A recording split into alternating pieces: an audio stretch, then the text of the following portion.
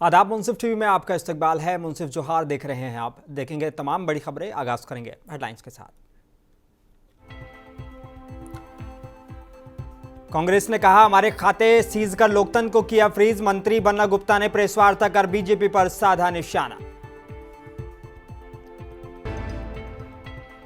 BJP leader Bhanu Pratap Shahi ने कांग्रेस पर साधा निशाना। बोले लोकसभा इलेक्शन में अपनी यकीनी हार को देखकर घबरा गया है इंडिया गठबंधन।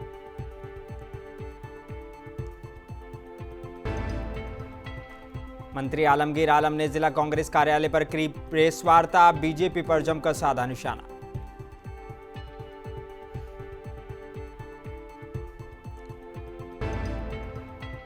और डुमरी अनुमंडल स्तर पर हुई शांति समिति की बैठक। आपसी सौहार्दपूर्ण माहौल में त्योहार मनाने की अपील की गई।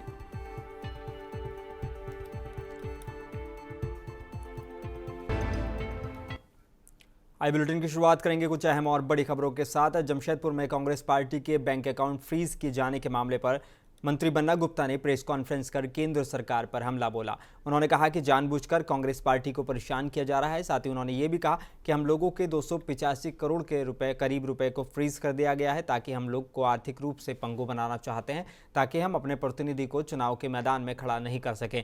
वहीं चुनाव के दौरान जो सामग्री खरीदते हैं उससे भी वंचित रखने का काम किया जा रहा है। वहीं भाजपा पर हमला बोलते हुए उन्होंने कहा कि जिसकी हैसियत 2 करोड़ की नहीं है वह भी 200 करोड़ का दान कर रहे हैं, इसकी जांच होनी चाहिए। वहीं चुनाव के समय बैंक अकाउंट को फ्रीज किया गया है। जो एक नंबर पैसा हमारे मुख्यमंत्री को गलत तरीके से जेल भेजा गया, दिल्ली के मुख्यमंत्री को जेल भेज दिया गया। जनता सब समझ रही है और चुनाव में जवाब देगी।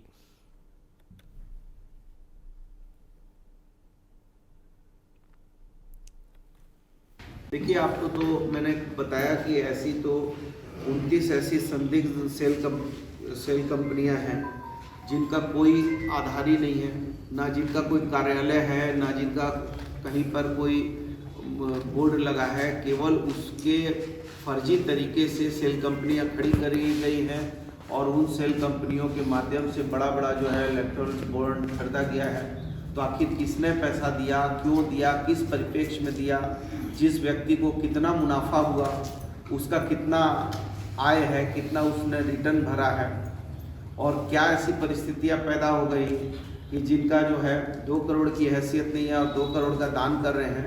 तो इसके पीछे क्या राज है? ये तो सारी चीज़ें सर्वोच्च न्यायालय जब इस पर गंभीरतापूर्वक पहल कर रहा है तो निश्चित तौर पर ये दूध का दूध पानी का पानी होना है।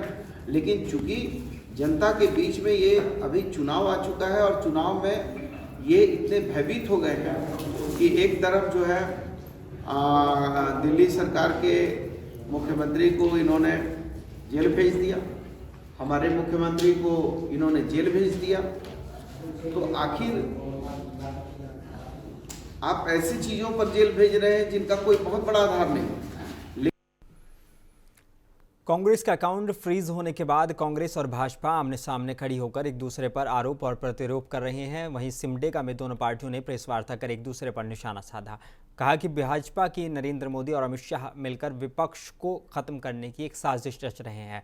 कांग्रेस के प्रदेश उपाध्यक्ष कालीचरण मुंडा ने आज सिमडेगा में प्रेस वार्ता करते हुए कहा कि भाजपा सरकार तानाशाही शासन करना चाहती है, इसलिए लोकसभा चुनाव के ठीक पहले एक पुराने मामले को उठाते हुए कांग्रेस का अकाउंट फ्रीज करवा दिया गया है। वहीं दूसरी तरफ भाजपा ने इसे कांग्रेस के आरोप को बेबुनियाद बताया है। बॉन्ड के माध्यम से, इलेक्ट्रोल बॉन्ड के माध्यम से भारतीय जनता पार्टी ने करीब 8,000 करोड़ रुपया वैसे कंपनियों से लिया है जिनका इनकम व्यवसायिक बैकग्राउंड या इनकम टैक्स बैकग्राउंड वैसा नहीं रहा है। यहां तक कि इन्होंने भारतीय जनता पार्टी आरएसएस का एक मुद्दा रहा है। कई राज्यों में गौवंश हत्या निषेध कानून लाकर गौ हत्या को रोकने का बात किया जाता है। ये संविधान में दर्ज है, हम भी इसका समर्थन करते हैं। हिंदू बहुल देश है, उनका सम्मान किया जाना चाहिए, लेकिन हम लोग सम्मान भी करते हैं। लेकिन इन्होंने वैसे कंपनी जो गौ मीट का व्यापार करता है उनसे भी इन्होंने चंदा लिया है। ये दो तरफा एक तरफ आप कानून बना के रोकने का काम करते हैं। जो कांग्रेस का खाता है उसको भारतीय जनता पार्टी की सरकार ने फ्रीज करा दिया। तो उस मामले पर हम यही बोलना चाहेंगे कि जो आरोप अभी लग रहा है कि फ्रीज करा दिया गया है वो बात वैसी नहीं है, क्योंकि आप सभी कोई जानते हैं कि कांग्रेस का जो बकाया टैक्स था उसके खाते में वो करीब 115 करोड़ का था, और उस 115 करोड़ में जो उनको जो टैक्स देना था वो करीब 105 करोड़ टैक्स बकाया होने के बाद 2.5 करोड़ ही वो लोग जमा कर पाए। हिंदुस्तान में पूरी दुनिया में अपने जमहूरी इक़्तिदार और नज़रियात के लिए जाना जाता है। किसी भी जमहूरियत के लिए गैर जानिबदारा इंतखाबात ज़रूरी होता है, लेकिन बड़े अफसोस का कहना पड़ रहा है कि यहाँ बरसरे इक़्तिदार पार्टी के ज़रिए एक ख़तरनाक खेल खेला गया जिसके दूर नताइज अब आमद होंगे। और उन्होंने कहा कि भाजपा के इस खेल से वो भी वाज़ेह हो गया है कि इस तरीके से किसी सियासी पार्टी को लाचार बनाकर और चुनाव लड़ने में बाधा उत्पन्न कर फेयर इलेक्शन कभी नहीं कराया जा सकता। ये बातें झारखंड प्रदेश अध्यक्ष राजेश ठाकुर ने आज एक संवाददाता सम्मेलन को संबोधित करते हुए कही हैं। उन्होंने कहा कि जमहूरियत के ऊपर किस तरह का खतरा मंडरा रहा है, किस तरह से कांग्रेस पार्टी के खातों के ऊपर हमला हुआ है। ये कोशिश की जा रही है कि फाइनेंशियली कांग्रेस पार्टी को पंगु बना दिया जाए। ये सिर्फ कांग्रेस पार्टी के खातों पर नरेंद्र मोदी सरकार का हमला नहीं, बल्कि भारत के लोकतंत्र पर हमला है। झारखंड में अभी तक इंडिया अलायंस के ज़रिए एक भी प्रत्याशी का नाम जारी नहीं किया गया है, जिससे इंडिया अलायंस के समर्थकों में ये बेचैनी है कि इंडिया अलायंस की तरफ से प्रत्याशियों के नाम का ऐलान क्यों नहीं किया जा रहा है। ये बातें हैं और भी कुछ सवाल है जिस पर हम सीधे बात करते हैं झारखंड प्रदेश के कांग्रेस कमेटी के सदर राजेश ठाकुर जी से। सर, आपका मुंसिफ टीवी में इस्तकबाल है। सर, अभी तक इंडिया अलायंस से प्रत्याशियों के नाम का ऐलान नहीं हुआ है, क्या वजह है? नहीं, देखिए वो समय पर होगा। ये कोई इसमें बेचैनी मैं जानता हूँ कि सभी पत्रकार मित्रों को ज़्यादा है, क्योंकि जानते हैं वो लोग भी कि अगर लोकतंत्र को जिंदा रखना है तो कांग्रेस पार्टी को सही समय पर सभी चीज़ों का फैसला लेना होगा। क्योंकि आपको ऐसा लगता है कि देर हो रहा है, लेकिन ऐसा कुछ नहीं है। जब भी कोई चुनाव होता है तो उसकी सारी चीज़ें तय होती है और तय समय पर हम लोग घोषणा करेंगे। सर, आपकी सरकार में शामिल राजद कोटे से मंत्री सत्यानंद भोक्ता ने पलामू और चतरा लोकसभा क्षेत्र से उम्मीदवार के नाम का ऐलान किया, पोस्टर भी जारी किया। क्या इसे इंडिया अलायंस में डिसिप्लिन की कमी कहेंगे या इसका जो नेगेटिव असर जो जा रहा है इस पर? सब लोग अपनी अपनी बात कहते रहते हैं, उसमें निगेटिव पॉजिटिव की बात नहीं है। चुनाव है, सब लोग अपनी अपनी इच्छा व्यक्त करते हैं, अपनी अपनी भावना से अवगत कराते हैं अपने आला कमान को और अपनी बात कहते हैं। उसमें कोई डिसिप्लिन और इनडिसिप्लिन की बात नहीं है।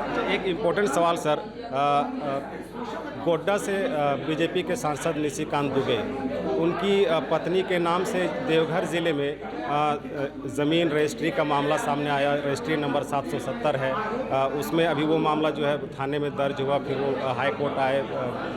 रजिस्ट्री जो रद्द हुआ था वो FIR रद्द करवाने के लिए अब मामला सुप्रीम कोर्ट में है। तो कहीं ना कहीं ये राजनीतिक विशेष ज्ञान कहते हैं, विश्लेषक मानते हैं कि कांग्रेस जो है अपोजिशन का किरदार सही से नहीं निभा पाती है। नहीं, आप कोर्ट में जा कर के जज का फैसला बदलवा देंगे।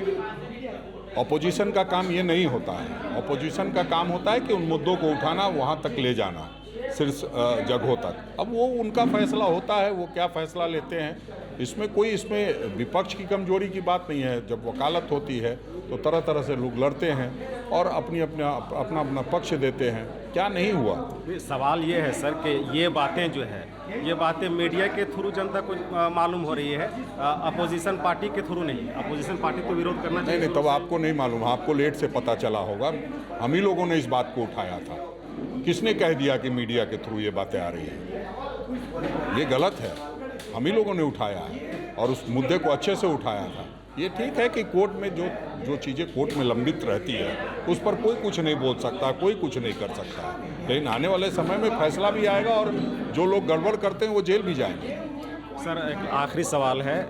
लोकसभा इंतखाबात में इंडिया अलायंस झारखंड में उनकी उपस्थिति कैसी होगी और वो कैसा ये प्रदर्शन करेंगे? दमदार उपस्थिति होगी, दमदार तरीके से चुनाव लड़ेंगे। 14 की 14 सीट जीतने का मादा रखते हैं, जीत करके दिखाएंगे। मुंसिफ टीवी से बात करने के लिए शुक्रिया। आपने देखा कांग्रेस कमेटी के रियासती सदर राजेश ठाकुर ने अभी मुंसिफ टीवी से बात कर मुख्तलिफ सवालों का जवाब दिया और उन्होंने ये भी कहा कि झारखंड में उनकी पार्टी जो है लोकसभा इंतखाबात में दमदार प्रदर्शन करेगी और 14 के 14 सीटों पर जो है जीत दर्ज करेगी, कहीं कोई कमी कोई कसर नहीं बाकी रखेगी। रांची से मुंसिफ टीवी के लिए सहयोगी मुदस्सिर आलम के साथ मैं मोहम्मद अनवर हुसैन। सूबे के ग्रामीण विकास मंत्री सह स्थानीय विधायक आलमगीर आलम ने जिला कांग्रेस कार्यालय पाकुड़ में सभागार में प्रेस कॉन्फ्रेंस कर केंद्र सरकार पर जमकर निशाना साधा। उन्होंने कहा कि कांग्रेस के अकाउंट को फ्रीज कर केंद्र सरकार चाहती है कि निष्पक्ष चुनाव न हो। वो देश की राजनीति पर एकाधिकार चाहती है, इसलिए कांग्रेस का बैंक अकाउंट फ्रीज किया गया है। उन्होंने सवाल उठाया कि अगर 14,40,000 रुपए के टैक्स का मामला है तो उतनी ही रकम फ्रीज करनी चाहिए थी, लेकिन केंद्र सरकार ने 285 करोड़ रुपए फ्रीज कर दिए।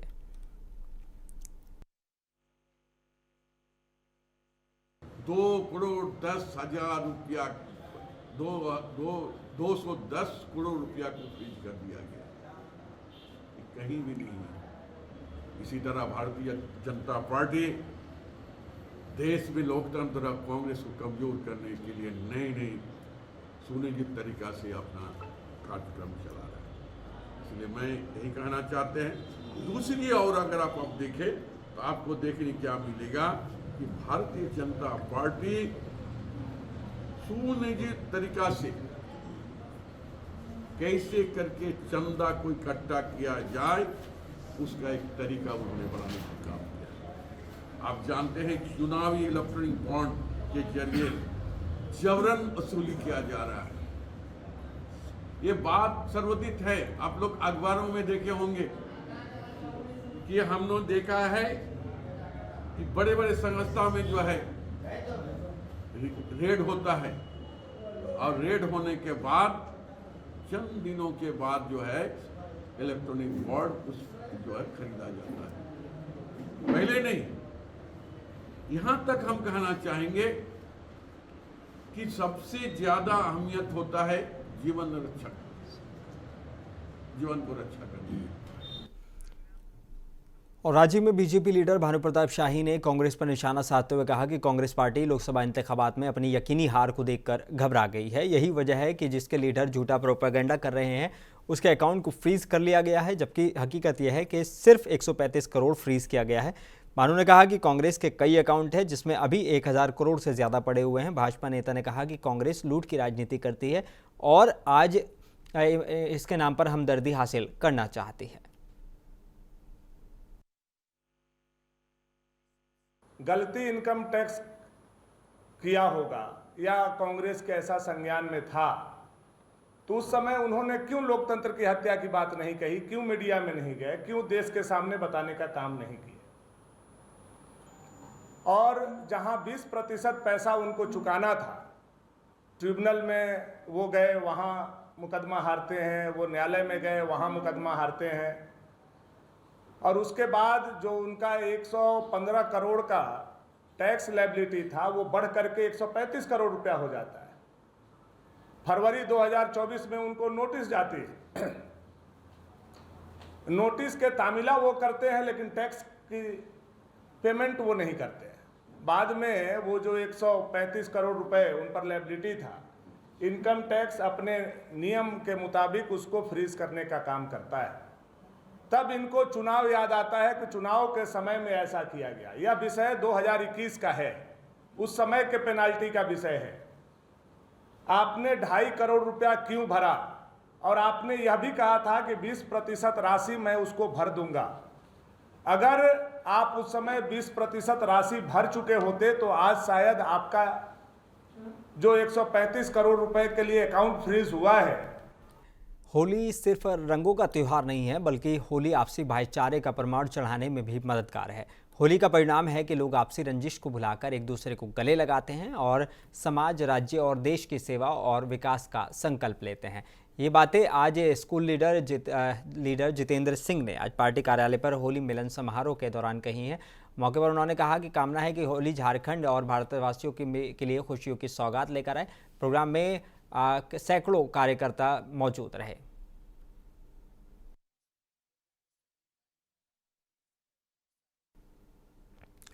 सिमडेगा में भक्तिभाव से मना खजूर रविवार मौके पर संत अन्ना आरसी चर्च परिसर में मिस्सा पूजा की गई। बता दें कि खजूर की डाली पकड़कर मिस्सा पूजा में शामिल हुए मसीही के धर्मावलंबी और जिला मुख्यालय स्थित संत अन्ना महागिरजाघर में बता दें कि फादर एगायूसिस की अगुवाई में संपन्न ये मिस्सा पूजा हुई है और मौके पर विधायक भूषण बाड़ा भी इसमें शामिल हुए हैं। अपने संदेश में फादर ने कहा कि आज से प्रभु अपने दुख भोग में प्रवेश किए हैं। आज प्रभु के यरूशलेम में प्रवेश करने की घटना को याद करते हुए प्रभु ख्रिस्त ने दीनता का परिचय देते हुए लोगों के हाथों में खुद समर्पित कर दिया था।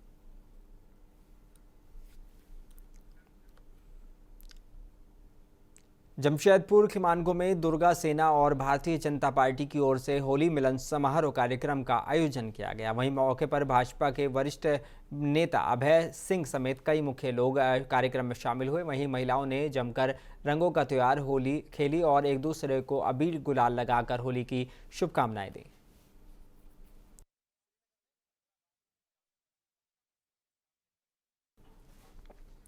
डुमरी अनुमंडल सभागार में होली को लेकर अनुमंडलीय स्तरीय की शांति समिति की बैठक की गई। इसकी अध्यक्षता एसडीएम शहजाद परवेज ने की है। बैठक में अनुमंडल स्तर के अधिकारी, जनप्रतिनिधि और शांति समिति के सदस्य मौजूद रहे। बैठक में प्रशासन ने लोगों से सौहार्दपूर्ण माहौल में होली का त्यौहार मनाने की अपील की और कहा गया कि लोग होली के दौरान फूहड़ गानों से बचें और ज़बरदस्ती किसी को रंग अबीर न लगाएं। होली पर्व को ध्यान में रखते हुए शांति समिति की बैठक आयोजित की गई, जिसमें कि त्यौहार को अच्छे ढंग से मनाना, किसी भी तरह की हुल्लड़बाजी नहीं, शराबबंदी और डीजे वगैरह पे प्रतिबंध लगाया गया है, उसके बारे में विस्तार से बताया गया। साथ ही साथ मॉडल कोड ऑफ कंडक्ट भी लगा हुआ है, तो सभी शांति समिति के सदस्यों से अनुरोध किया गया कि इसको भी ध्यान में रखते हुए अच्छे से सौहार्दपूर्ण माहौल में त्यौहार मनाएं, यही संदेश दिया। जामताड़ा में अखिल भारतीय कांग्रेस कमेटी के निर्देश अनुसार केंद्र की भाजपा सरकार द्वारा भारतीय राष्ट्रीय कांग्रेस और कांग्रेस के सभी आनुषंगिक इकाई का बैंक खाता फ्रीज करने के विरोध में जिला कांग्रेस कमेटी द्वारा विधायक आवास जामताड़ा में प्रेस वार्ता का आयोजन किया गया, जिसमें मुख्य अतिथि के तौर पर जामताड़ा विधायक डॉक्टर इरफान अंसारी मौजूद रहे। मौके पर विधायक ने मोदी सरकार पर जमकर निशाना साधा और कहा कि 70 सालों की जमा पूंजी को फ्रीज कर दिया गया, ऐसे में कांग्रेस चुनाव कैसे लड़ेगी। उन्होंने मोदी सरकार पर तानाशाही करने और लोकतंत्र की हत्या करने का आरोप लगाया। भाजपा इतने निचले स्तर तक जा सकती है, इसका अंदाज़ा देशवासियों ने नहीं किया था। आप देख सकते हैं महज 14 लाख रुपया का बताया गया कि गड़बड़ी पाया गया और उसके एवज में इनकम टैक्स ने लगभग 135 करोड़ रुपया कांग्रेस पार्टी से वसूल लिया और उसके बाद भी अभी चुनाव है और कांग्रेस के जो खाते में जो राशि है उसको सीज कर दिया गया। अब कांग्रेस चुनाव कैसे लड़ेगी? या तो आप बता दें कि ये देश, मोदी जी से मैं जानना चाहता हूँ, आप बता दीजिए कि ये हिटलर शाही है, ये लोकतंत्र नहीं है, ये मोदी जी की शाही है, ये तानाशाही है। ये निश्चित तौर पर मैं कहूँगा कि ये लोकतंत्र पर हमला किया गया है, ये आघात पहुँचाया गया है। आप देख सकते हैं कि 70 साल में कांग्रेस पार्टी के खाते में मात्र कितना है, 1000 करोड़, और वहीं दूसरी ओर भाजपा मात्र 10 सालों में बताइए सर 90,000 करोड़ का मालिक भाजपा बन बैठा है। आपके लिए क्या सब सही है और हमारे लिए क्या गलत है? ऐसा कौन सा कानून है? पाकुड़ जिले के लिट्टीपारा प्रखंड में सूरजमुखी की खेती शुरू की गई है, जहां सूरजमुखी फूल के सुगंध से और लहलाती सूरजमुखी खेत लोगों को बरबस ही अपनी ओर आकर्षित कर रहे हैं। यहाँ के सूरजमुखी के खेत देश के पंजाब, कर्नाटक, ओडिशा, हरियाणा और बिहार जैसे राज्यों की याद दिला रहे हैं। लिट्टीपाड़ा प्रखंड के नवाडी पंचायत के लाल मरांडी किसान द्वारा अपने बलबूते पर लगभग 8 कट्ठा जमीन पर सूरजमुखी की खेती कर क्षेत्र में एक नई पहल शुरू की गई है। इसको देखते हुए दूसरे किसान भी सोचने पर मजबूर हैं कि अगर हौसला बुलंद हो तो कुछ भी करना नामुमकिन नहीं होता है। यूट्यूब से देखकर नवाडी के किसान लाल मरांडी ने सूरजमुखी की खेती की फसल अच्छी हुई है। का फूल देख रहे हैं, ये कभी झारखंड में तो लगा ही नहीं था।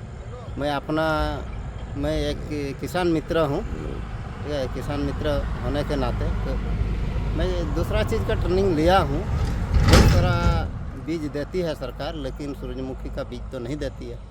लेकिन कभी कभी मैंने यूट्यूब खोल के देख लेता हूँ, तो लोग बाहर में खेती करता है, कर्नाटक, उड़ीसा और इधर भागलपुर वगैरह में खेती करता है।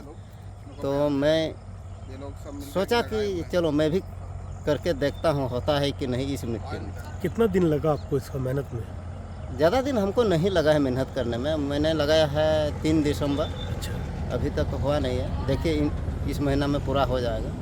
और लागत इसमें लगा है हमको अभी तक में 2200 रुपया लगा है। ये 8 कट्ठा का। 8 कट्ठा में? हाँ। मेरा अनुमान है कि मैंने 30 से 40 किलो हो जाएगा। 30 से 40 किलो? हाँ। 1 किलो अभी क्या है अनुमानित मार्केट? रेट है मेरा कि मैंने 1000 रुपया हम बेचें। ठीक है, अभी से मांग है किसान को, अभी यहाँ भी है मांग। मतलब 1200 रुपया आप बीज लाएं, हाँ, उससे 30,000 रुपया आपको इनकम होगा। देखिए जितना भी होगा वो तो अभी तक बिक्री हुआ नहीं है। आपका ये फसल देख कर क्या दूसरे किसान आए थे आपके पास? हाँ, बहुत किसान आए थे। अभी तक डिमांड बहुत आया है कि मैंने हमको भी बीज चाहिए। झारखंड में जहाँ तक दलहनी फसलों की बात आती है, उसमें तीसी, तिल, सरसों के साथ साथ आज के तारीख में आपका सूरजमुखी का भी एक फसल जो होता है या उससे निकला हुआ तेल एक अच्छा आय का स्रोत माना जा सकता है। इसमें लगभग 40 से 42% तक तेल की मात्रा होती है, जो कि गुणवत्ता के दृष्टिकोण से दूसरे अन्य तेलों की अपेक्षा इसका ज़्यादा अच्छा माना जाता है। किसान भाई लोग आज अगर ध्यान देंगे तो सूरजमुखी को अपना करके, इसके फसल को अपना करके अतिरिक्त आय प्राप्त कर सकते हैं। क्योंकि ये क्रॉप्स जो होता है, ये फसल जो होता है फोटो इनसेंसिटिव होता है, तो मतलब कि सूर्य की रोशनी का इसका कोई बहुत ज़्यादा दुष्प्रभाव नहीं होता है। इसके वजह से इसे साल में कभी भी लगाया जा सकता है, चाहे खरीफ हो, चाहे रबी हो, चाहे आपका गर्मा फसल हो, वसंत ऋतु में इसको हम लोग लगा सकते हैं।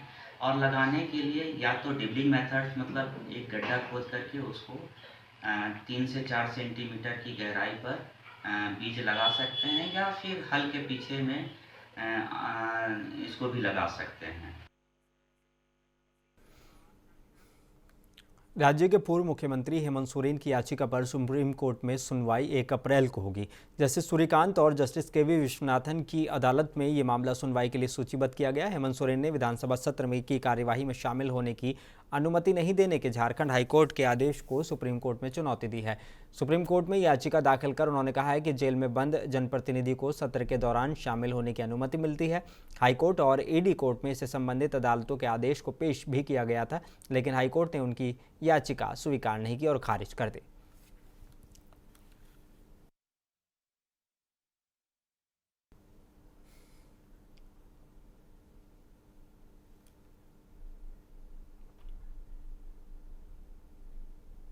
सीएम अरविंद केजरीवाल की गिरफ्तारी के बाद कोर्ट में पेश करने के बाद 28 मार्च तक ईडी की रिमांड में भेज दिया गया है। वहीं झारखंड के पूर्व सीएम हेमंत सोरेन की पत्नी ने सीएम हेमंत सोरेन के सोशल मीडिया प्लेटफॉर्म एक्स पर लिखा कि अभी अरविंद केजरीवाल जी की धर्मपत्नी सुनीता केजरीवाल जी से बात कर उन्हें साहस देने का प्रयास किया।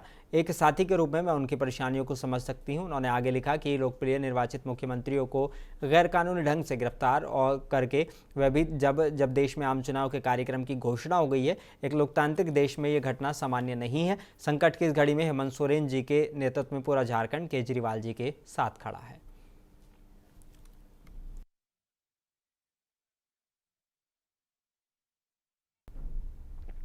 झारखंड मुक्ति मोर्चा और कांग्रेस ने आज एक जॉइंट प्रेस कॉन्फ्रेंस में मरकज की मोदी हुकूमत के तानाशाही रवैये की कड़ी मजम्मत की है और कहा है कि मुल्क कानून और आइन से चलता है, लेकिन मोदी हुकूमत इसके बरक्स तानाशाही रवैया अपनाते हुए जोर ताकत सबको कुचलवाना चाहती है। उन्होंने कहा कि पहले झारखंड के वजीर आला हेमंत सोरेन और अब दिल्ली के वजीर आला अरविंद केजरीवाल की गिरफ्तारी इसका सबूत है। कांग्रेस के स्टेट कमेटी के कारगुजार सदर बंधु तिर्की ने कहा कि भारतीय जनता पार्टी खुद को साफ सुथरा बताती है, लेकिन जिस दिन मरकज में इंडिया इत्तेहाद की सरकार बनेगी, बीजेपी के कितने लोग जेल जाएंगे ये कहना मुश्किल है।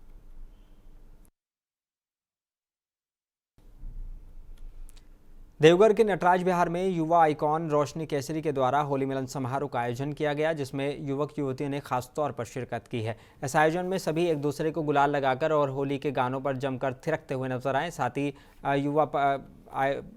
पुआ पकवान की भी व्यवस्था की गई थी। युवा आइकॉन रोशनी केसरी ने बताया कि होली मिलन समारोह का आयोजन यूथ के बीच किया गया है, जिसमें यह सौहार्द का पर्व है और सभी मिलजुल कर खुशी मनाएं, इसलिए यह आयोजन किया गया है।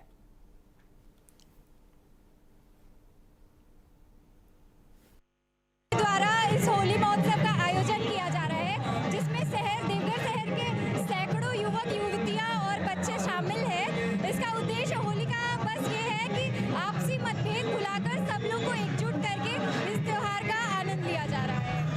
करोड़ों की संख्या में यहाँ युवक और आखिर में एक बार फिर नजर डालेंगे हेडलाइंस पर।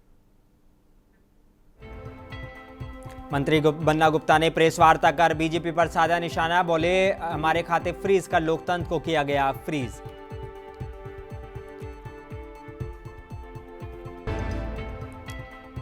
बीजेपी लीडर भानु प्रताप शाही ने कांग्रेस पर साधा निशाना, बोले लोकसभा इलेक्शन में अपनी यकीनी हार को देखकर घबरा गया है इंडिया गठबंधन।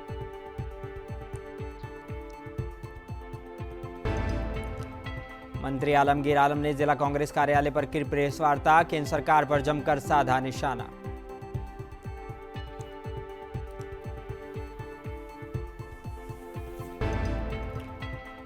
और डुमरी अनुमंडल स्तर पर हुई शांति समिति की बैठक, आपसे सौहार्दपूर्ण माहौल में त्योहार मनाने की अपील की गई।